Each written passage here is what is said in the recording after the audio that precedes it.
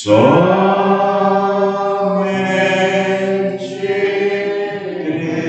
crer, somente crer, tudo é possível, somente crer. Glória a Deus. Deus abençoe cada um dos irmãos, que a graça e a paz do nosso Senhor Jesus Cristo seja com cada um nessa noite. Amém. Na misericórdia do Senhor. Vamos ler as Escrituras, irmãos. Hoje é um culto de oração. Logo mais nós estaremos dobrando nossos joelhos. 1 João, capítulo 3, versículo 6. Nesta noite eu quero falar sobre medo de errar. Medo de errar. 1 João, capítulo 3, versículo 6. E depois nós leremos 1 João 5, do mesmo livro, da mesma carta, do capítulo 5. Mas antes vamos para o terceiro capítulo, no verso 6. Qualquer que permanece nele não vive pecando. Qualquer que vive pecando não o viu e nem o conheceu. Amém? Os irmãos compreenderam? 1 João 5, verso 18. Mesma carta, capítulo 5, verso 18. Sabemos que todo aquele que é nascido de Deus não peca, mas o que de Deus é gerado conserva-se a si mesmo, e o maligno não toca. Amém? Vamos pegar o versículo 19, dizendo assim: sabemos que somos de Deus e que todo mundo está no maligno.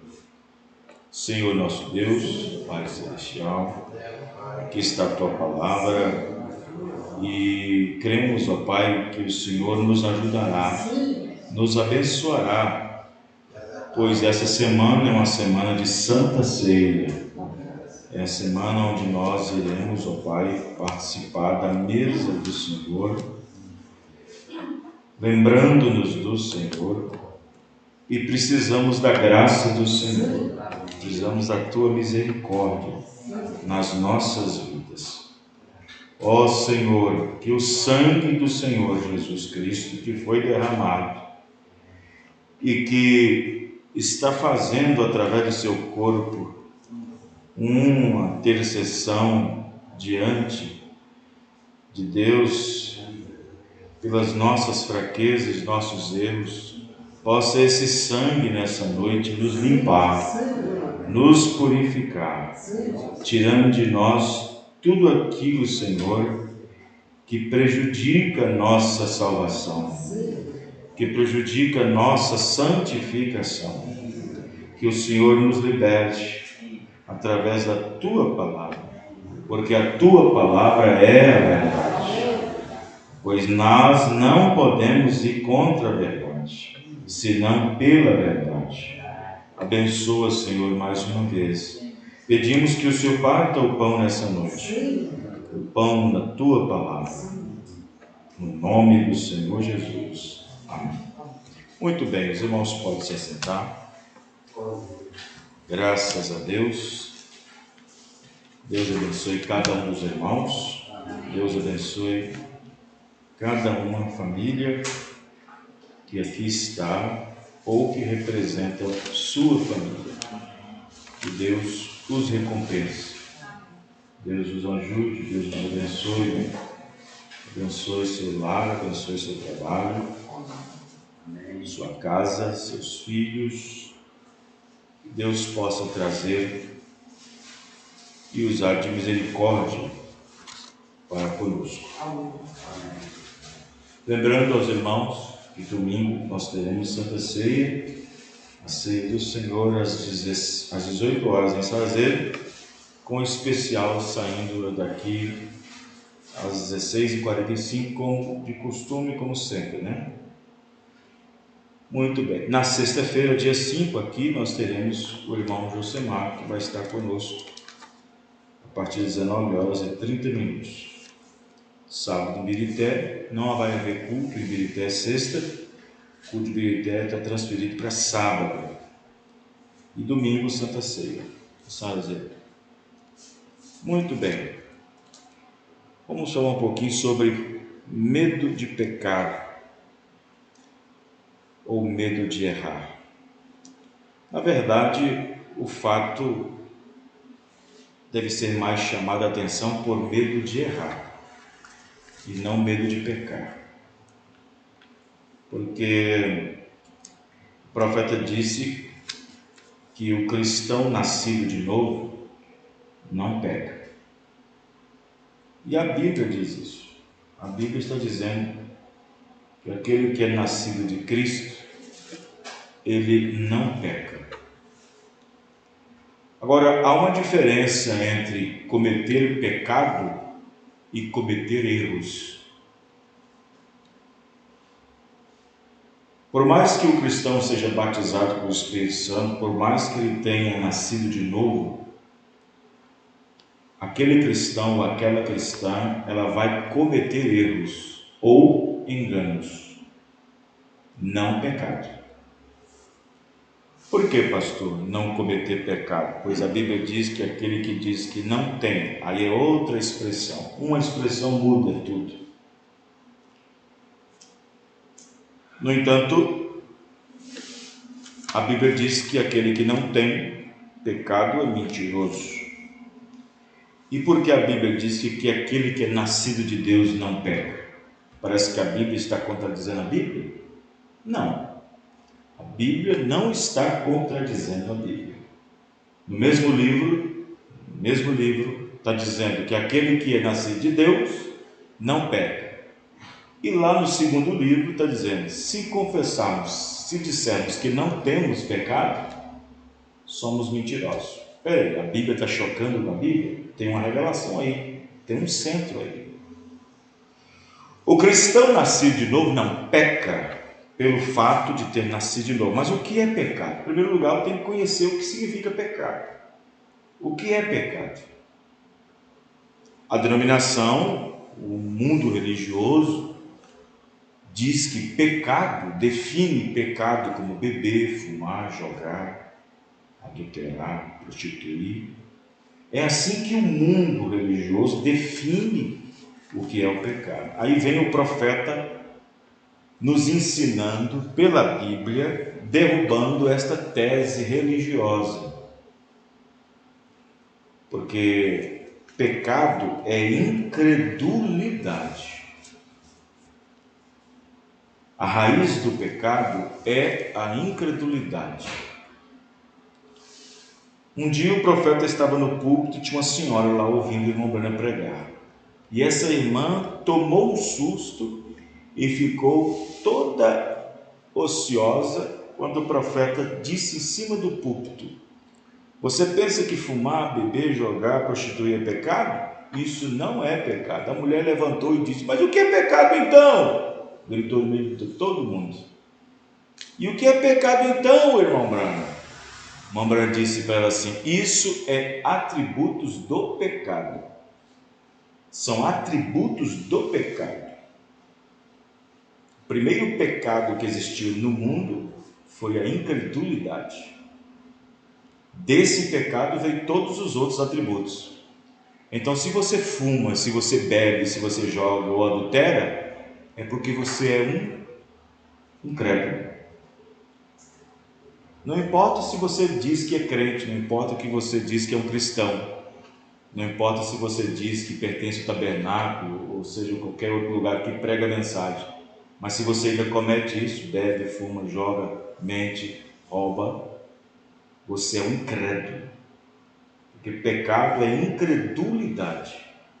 Aí vem os atributos do pecado. Quando o pecado entrou no Éden, não havia cigarro, não havia bebida, Não havia prostituição, não havia adultério, não havia essas coisas. Então, por causa da incredulidade, que é o pecado mãe, vieram depois o cigarro, a bebida, a jogatina, o baralho, as piadas imundas, as piadas sujas. Então, aí a mulher, quando ouviu isso, sentou e disse: é verdade. Então, fumar, beber, jogar e prostituir é atributos do pecado. Ou seja, você faz isso porque você é um incrédulo. Porque se você fosse um crente ou um cristão nascido de novo, você nunca faria isso. Você jamais faria isso. Quem está me entendendo, irmão? Então, vejam bem, cortar cabelo, usar esmalte, pintura e assim por diante, isso, aquilo, outro, não é pecado. Isso é atributos do pecado. A pessoa faz isso porque não crê, ele é um incrédulo, ela é uma incrédula. E não importa o que a palavra de Deus diz, ela não crê, ela não aceita o que a Bíblia diz. Então, portanto, ele é incrédulo.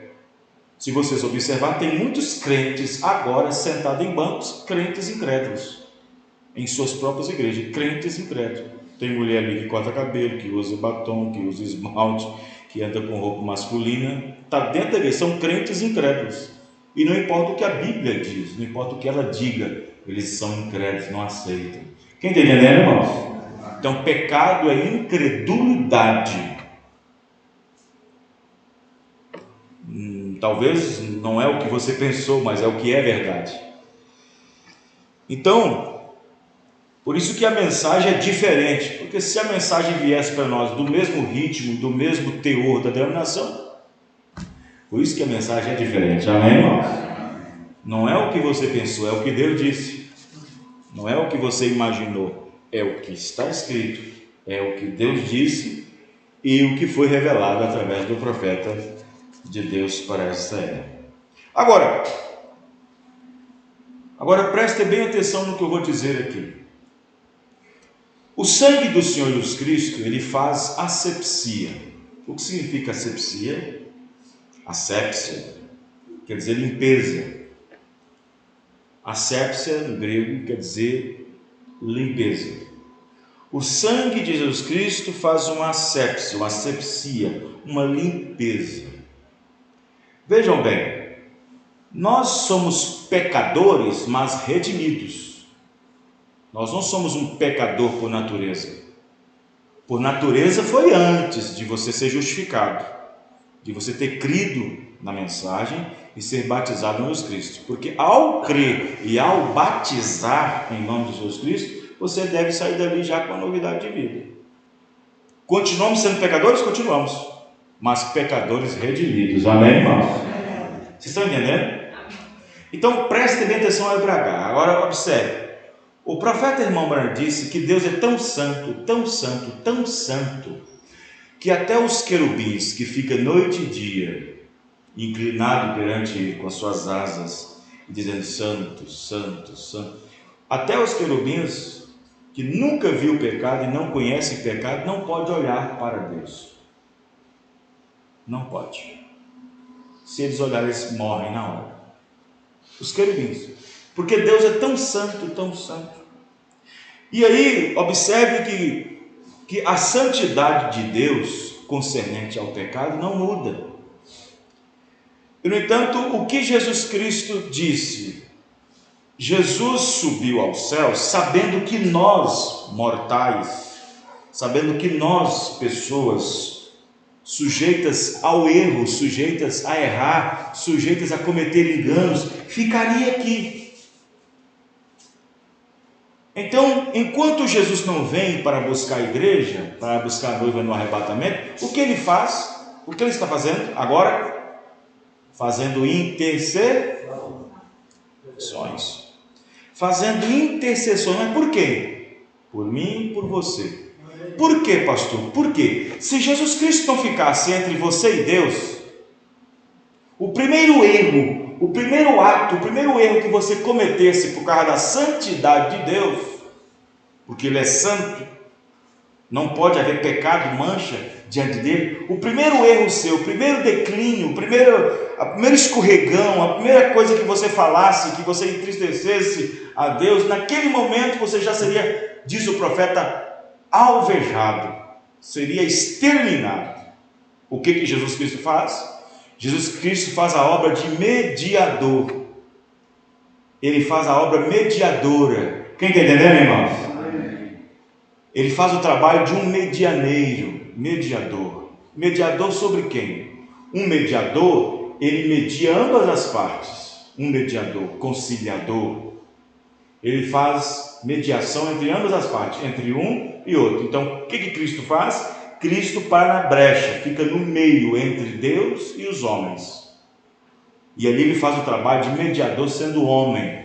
Por que sendo homem? Porque aqui na terra ele sentiu o que nós sentimos. Amém, irmãos? Amém. E ali, quando nós pecamos e chegamos o nosso pecado diante de Deus, nossos erros, então ele toma aquilo, intercede por nós perante Deus, e então aplaca-se a ira de Deus sobre aquele irmão, aquela pessoa que está sobre a terra. Quem está entendendo, irmãos? Vocês estão entendendo o que eu estou dizendo? Estão compreendendo? Então o sangue de Jesus Cristo, mediador, faz mediação. O profeta disse, numa visão que ele teve, daquela mulher, por exemplo, que ele acabou condenando ela, quando ele entrou naquele bar para poder, lanchonete melhor dizendo, para poder fazer um lanche, e encontrou aquela mulher de 60, 65 anos, na beira do balcão, entre dois policiais, quase nua, vestindo como se fosse uma mocinha. E o profeta entrou ali, viu aquilo e disse: ô Senhor, por que o Senhor não varre isso da terra? Por que você não varre isso da terra, Senhor? Será necessário meus filhos terem que conviver e ver essas coisas? Aí o profeta ouviu uma voz dizer: por que você a condena? Por que você a condena? Aí o profeta ficou atrás de uma porta assim, que Deus deu-lhe uma visão de um mundo girando, girando, girando. E mostrou ele quando ele era pequeno, quando ele era jovem, quando ele tinha 14, 15, 16, 17...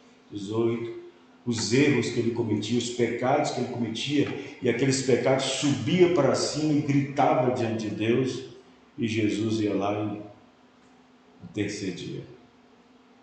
Aí o profeta, Deus falou para o profeta: eu te perdoei tanto, tive tanta misericórdia de você, e você não pode ter misericórdia dela. Estão entendendo, irmãos? Amém.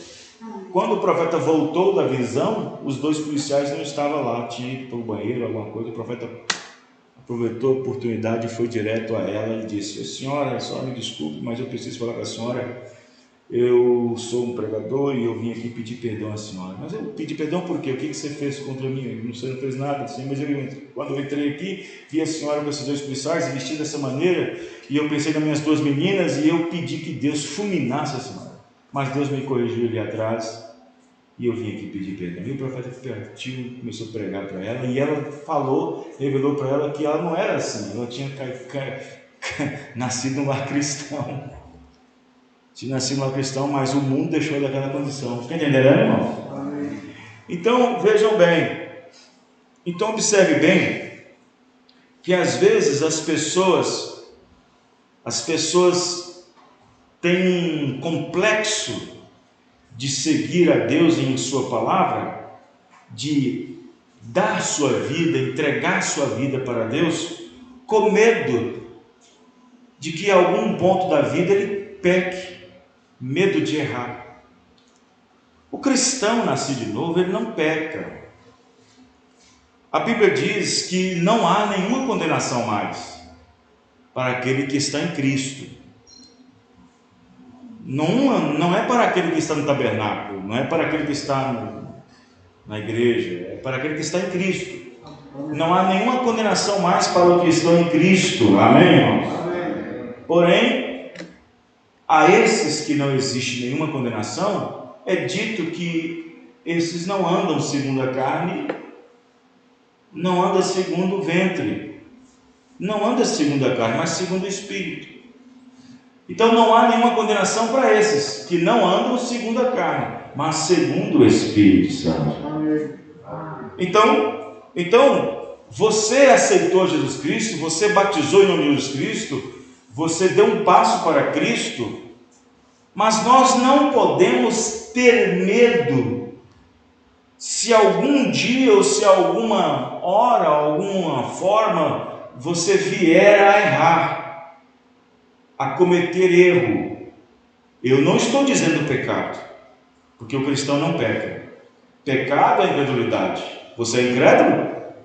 Você é incrédulo? Você não é incrédulo. Pecado é incredulidade. O profeta nos ensinou isso em várias e inúmeras mensagens. Pecado é incredulidade. Então não tem nenhum credo aqui dentro. Tem? Não tem. Então pecado é incredulidade. Então, nesta última era, Deus enviou um profeta. Eu criei, então Deus não imputa a mim esse pecado. Porque aquele que Deus envia, se eu aceitei, se eu criei, você creu no que Deus enviou? Quem recebe um profeta na qualidade de profeta, recebe o galardão de... Então, a promessa de Malaquias 4, 5, 6. Mateus 17, 11. Elias virá. Apocalipse 10, 7. Escrituras para o tempo do fim. Apocalipse 10, 1. Lucas 17, 30. O Filho do Homem. Então, essas escrituras estão envolvidas nesse dia. E eu aceitei, eu criei nisso. Amém, irmãos? Pelo fato de eu ter crido, Deus não imputa em mim pecado algum. E nem você. Se você realmente creu. Amém? Agora, se você não cresce e dissesse, não, eu quero ficar do jeito que eu estou na minha igreja, aí você seria um incrédulo de carteirinha, porque você descrê voluntariamente aquilo que Deus enviou. O que as denominações fazem? Eles dizem que são crentes, mas quando a palavra é apresentada a eles da maneira que Deus enviou, e dizem, não, eu não creio nisso, voluntariamente eles pecam, descreem voluntariamente naquilo que Deus tem prometido. Naquele momento eles cometem pecado, que é incredulidade. E aí Deus imputa. Deus vai visitar esse pecado. Porém, Abraão creu em Deus e ele foi imputado como justiça. Não foi imputado como incredulidade. Foi imputado como justiça. Você creu no que Deus enviou, irmãos? Então você é imputado como justiça, porque você não descreu em momento algum do que Deus prometeu, no que faria neste último dia. Então, o que você faz? Você abriu a porta para ele entrar. Laodiceia fechou. Quem está entendendo? Então observe bem, mas existe aquilo. Puxa vida, a mensagem é tão santa. A mensagem é santa porque é Deus. Deus é santo. Puxa vida, mas Deus me mostrou logo essa mensagem, e tem que viver assim, assim, e se eu vier a escorregar, e se eu vier a cair, e se eu vier a acidentar, já a palavra já fala, acidente. Quem comete pecado é do diabo. Se pecarmos voluntariamente, depois de ter conhecimento da verdade, depois de ter sido iluminados pelo Espírito Santo, aí já é voluntário. Mas se chegar a errar, se chegar, o profeta diz, cuidado, o diabo sabe que você não pode pecar, porque você creu, você é um crente, mas ele pode colocar tropeços no meio do caminho, e uma pedra no meio do caminho pode ser um tropeço para alguém. O profeta diz, Satanás fará com que vocês tropecem, mas não voluntariamente falando. Eu pequei porque quis. Eu fiz porque quis. Aí é voluntário. Eu pequei porque... Eu sabia que está errado, mas eu fui assim mesmo. Mamãe ensinou, papai ensinou, o pastor ensinou, mas eu fui assim mesmo. Aí é uma coisa voluntária. Deus tem que trabalhar nisso de uma forma, como se diz, soberana. Porque às vezes nós passamos do limite da graça. E às vezes tem pessoas que já passou da graça e aqui já não tem mais jeito. Só poderá ter mais uma chance lá na frente através da soberania. Porque Deus é soberano e pode fazer qualquer coisa. Quem está entendendo, irmãos? Então, observe que uma certa vez uma certa vez um jovem foi numa empresa, diz o irmão Branco, foi numa empresa, tinha vários candidatos lá, e o homem ia contratar alguns funcionários, e no edital estava escrito assim: tragam lápis e borracha, todos os novos participantes, os pretendentes do cargo tal, para a prova tal, para o teste tal, para a aplicação tal, traga lápis e borracha. Tudo bem, no horário certo compareceu, no dia certo compareceu, e aí todo mundo sentou-se nas carteiras. E o homem da própria empresa foi passando de carteira em carteira, colocando papel para fazer a prova. Né? Antigamente, quando a gente estudava, né, a professora colocava a prova de cabeça para baixo, assim, ó. Ninguém podia olhar, enquanto ela não falava, agora pode virar. Aí foi colocando. Quando chegou na carteira de um, ele viu que só tinha o lápis e não tinha borracha. Ele viu que só tinha o lápis e não tinha borracha. Ele parou, olhou para ele e disse: escute, você ouviu o que foi dito? Sim, eu ouvi. Você ouviu o que foi falado? O que deveria fazer? Sim, eu ouvi. E por que não estou vendo borracha em cima da sua mesa? Ah, tá, borracha? Não, eu não preciso de borracha. Mas por que você não precisa? Porque eu nunca erro. Aí diz o Mombrana que o dono da empresa falou assim: por favor, você poderia levantar e ir embora, por favor? Sim, mas por quê? Eu nem fiz a prova. Ele, não, uma pessoa que já acha que não pode errar vai me dar muito problema aqui dentro, porque quem está fazendo alguma coisa é sujeito a errar. Quem entende, irmão?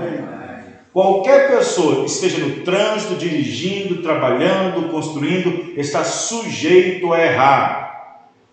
Mesmo sendo um cristão, você está trabalhando para sua salvação, com temor e tremor, e mesmo sendo um obrador, um trabalhador da sua fé, da sua salvação, você pode errar. Amém, irmão? E então o homem diz: vai embora, porque você vai me dar muito trabalho aqui. E ele pegou e foi embora. Porque uma pessoa que diz que não erra, pode ter certeza que é uma pessoa que dá muito trabalho. Os irmãos estão entendendo, irmãos? Então, aquele rapaz foi embora sem nem mesmo fazer a prova. Então, observe que nós somos justificados pela fé. Não é o que eu devo fazer, é o que ele fez por mim. Amém, irmão? É o que ele fez. Quando o cristão erra, foi porque ele foi forçado a errar. Em outras palavras, ele tropeçou em alguma coisa. Porque presta bem atenção, Deus não coloca tropeço no seu caminho para você pecar.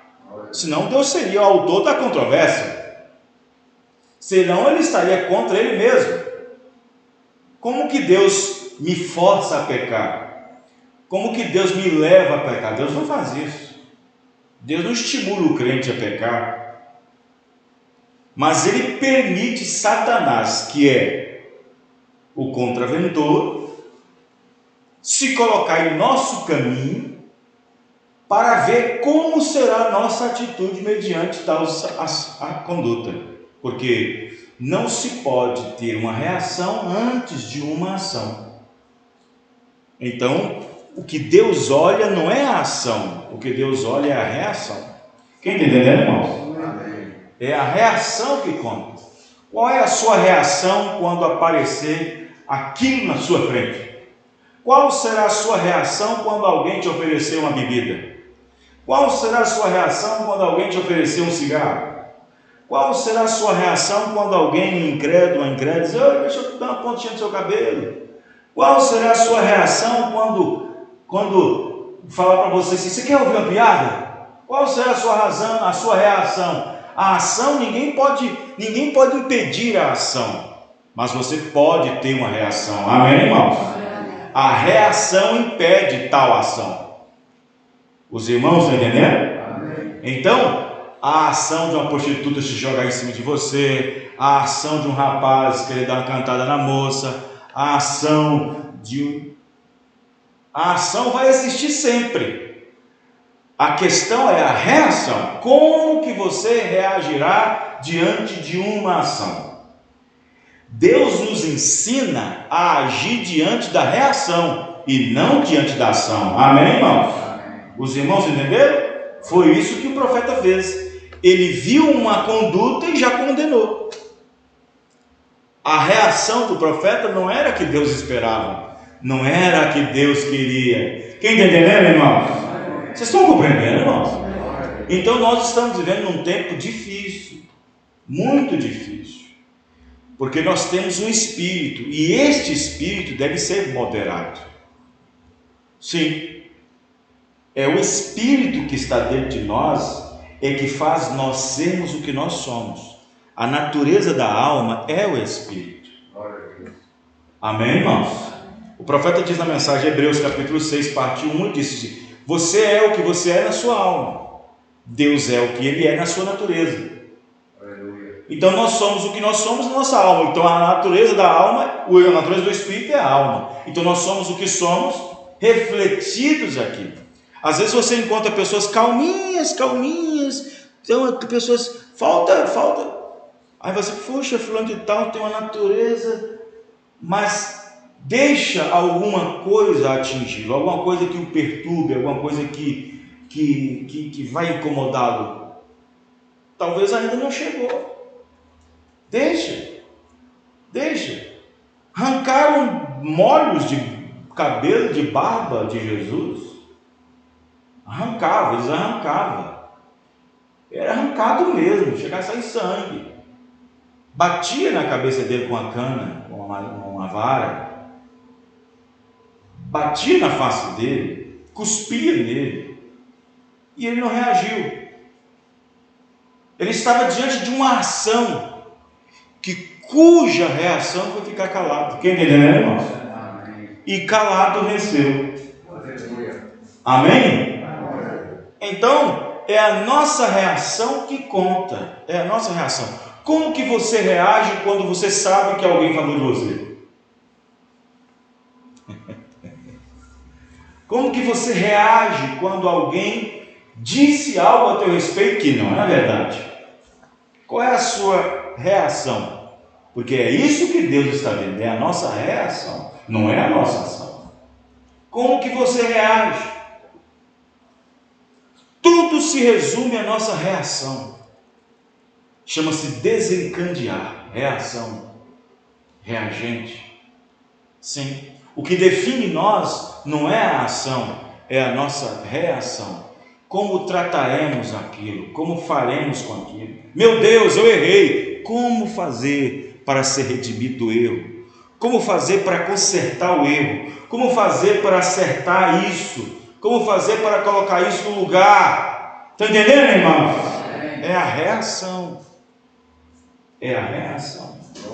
Então observe bem que o profeta irmão Brana, ele diz nessa mensagem aqui, ó, estava com ela aqui na mão agora, na mensagem, cadê ela?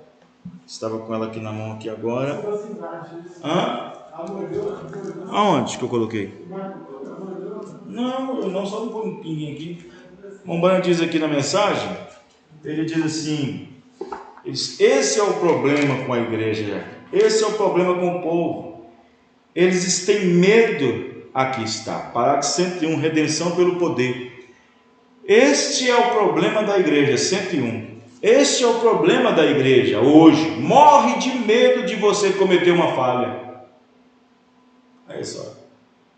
Morre de medo. Como você pode falhar quando você está em Cristo? Você não pode falhar. Você tem vida eterna. Quando ele está falando de falha aqui, está falando de pecado, porque nós cometemos falhas. Haverá que nós cometeremos muitos enganos, mas a falha aplicada pelo profeta aqui é a falha do pecado. Vê? Vida eterna. Todos os demônios do inferno não podem abalar você. Você tem vida eterna.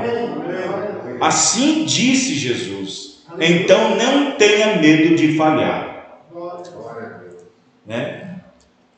Porque se você vai fazer alguma coisa, E se você falhou, é porque você estava fazendo alguma coisa. Ninguém falha e ninguém erra se não estiver fazendo alguma coisa. Outro dia eu vi um homem, vi uma pessoa com um band-aid no dedo, todo tamanho band-aid. Eu disse: o que aconteceu? Rapaz, eu estava tentando pregar uma tábua e bati o martelo em cima do dedo. Mas por que bateu? Se ele não tivesse fazendo alguma coisa, não tinha acontecido. Amém. Diz o profeta: pecado é errar o alvo. Pecado é errar o alvo. Então, se nós estamos nesse caminho, se nós estamos tentando servir a Deus, pode ter certeza que fazendo isso, você pode falhar em alguma coisa. Quem entende, irmãos? Por quê, pastor? Porque você está tentando fazer alguma coisa. Porque quem não anda fazendo nada, porque não tem nada para fazer, não vai cometer nada. Verdade. Os irmãos estão entendendo? Amém. Então, vejam bem. Vejam bem. O que o diabo não pode fazer é o que ele não conseguiu fazer em Jesus. E ele disse assim: quem de vós pode me convencer que eu pequei? Quem de vós me convence de pecado? Jesus quis dizer o seguinte: não é porque ele não nasceu de pecado não, gente. Quando ele disse: quem de vós me convence de pecado? Não é porque ele nasceu nascimento virginal não, sem pecado não. Quando ele disse isso: quem de vós me acusa de incredulidade? E veio o profeta e nos diz, Jesus estava dizendo o seguinte: quem de vós pode me acusar de não ter feito o que tinha sido prometido a fazer? Então ninguém pode me acusar de pecado. Então ninguém nesta era, nem seu pai, nem sua mãe, nem seu avô, nem seu tio, nem sua tia, nem seu professor, ninguém, nem na sua vizinhança, pode te acusar de incredulidade. Porque nesse tempo, em toda a era, Deus enviou a porção da palavra, e aqueles que creram nela, firmaram com ela. Amém, irmão? Amém. Em cada era, Deus enviou um anjo, um mensageiro, e aqueles que creram naquela mensagem, naquela voz, se reuniu com o mensageiro. Então não pode haver incredulidade desse povo, porque aceitou o que Deus enviou. Amém, irmão? Amém. Os irmãos estão entendendo? Aí está. Vê? Aí está, aos olhos do mundo você é isso, você é aquilo outro, você é extremista, você é legalista, você é aquilo outro, você é chato, você é daquele jeito, daquele outro e tal. Mas acusar de você de incredulidade ninguém pode. De pecado ninguém pode. Ah, mas eu vi você errando aí, é outra coisa. De incredulidade e pecado ninguém pode, porque eu creio no que Deus prometeu. Amém, irmãos? Eu aceitei o que Deus enviou. Amém? Amém? Então aí está. Aí está. Qual é a vontade de Deus? Se você observar, os discípulos perguntaram ao Senhor Jesus Cristo: mestre, como poderemos realizar a obra de Deus? O batista quer realizar, o presbiteriano quer realizar, o pentecostal quer realizar, o testemunho de Jeová quer realizar. Todo mundo quer realizar, mas os discípulos perguntou para Jesus: mestre, como poderemos realizar a obra de Deus? Aí Jesus quis responder: a obra de Deus é esta, que creais naquele que eu enviar. Amém, irmão? Você creu ou não creu, irmão? Eu criei. E eu criei. E o diabo não vem de forma alguma querer colocar dúvida na minha mente concernente a isso, que ele não vai achar. Amém? Então aí está, dessa maneira. Uma irmã chegou para o profeta e disse assim, presta bem atenção, e disse assim: irmão Branham, eu estou muito triste, eu não sei se tem mais chance para mim. O irmão Branham foi lendo a pergunta, está aí perguntas e respostas. Irmão Branham, eu errei tanto que eu acho que não tem mais chance para mim. Será que Deus ainda terá misericórdia de mim? O profeta respondeu: irmã, no momento em que você se preocupou com isso, Deus já estava tratando com você. No momento em que você preocupou-se com isso, Deus já estava tratando com você. Amém, irmão? Então aí está. Veja que Deus não é igual a nós. Deus não é igual a nós. Nós queremos provas e provas. Eu só vendo para crer. Eu só vendo para admitir. Não. E Deus conhece o sentimento. Amém, irmãos? Deus conhece as intenções do coração, né? E nós, humanos finitos, ficamos com o pé atrás. Você fica com o pé atrás com aquilo, com aquela irmã, com aquele irmão, com aquele outro que errou, que pecou, que fez isso, aquilo outro. Parece que tem um estigma. Porque hoje em dia é o seguinte: se um irmão cai na sarjeta, fulano então já fica colocando um olho de vento para ele.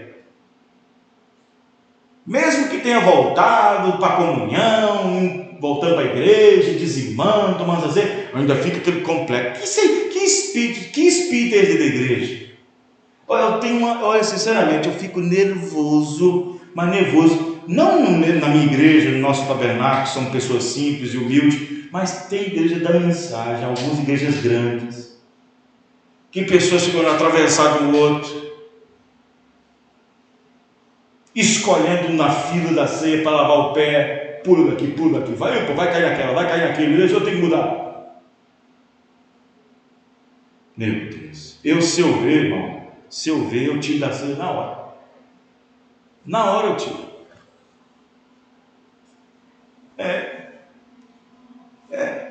E não deixa um irmão cair na sarjeta e tudo feito o que tinha que fazer, e lá no coração dele está arrependido, quer se acertar e voltar. Aquilo é com Deus, não é comigo, amém, irmãos? Se é sincero ou não, se tem sinceridade naquilo, eu não sei, eu não sou Deus para saber o coração, mas Deus sabe. Agora tem que ficar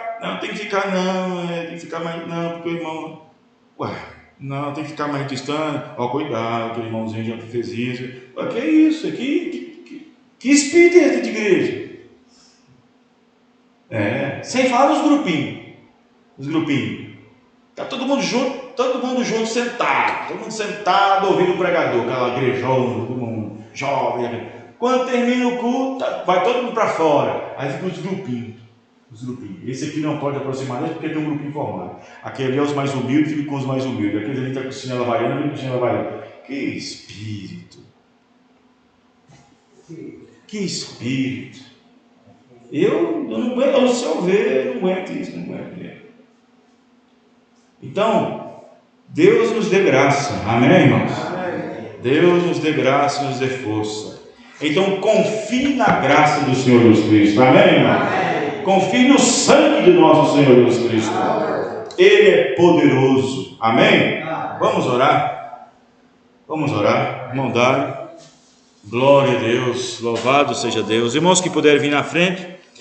Aleluia.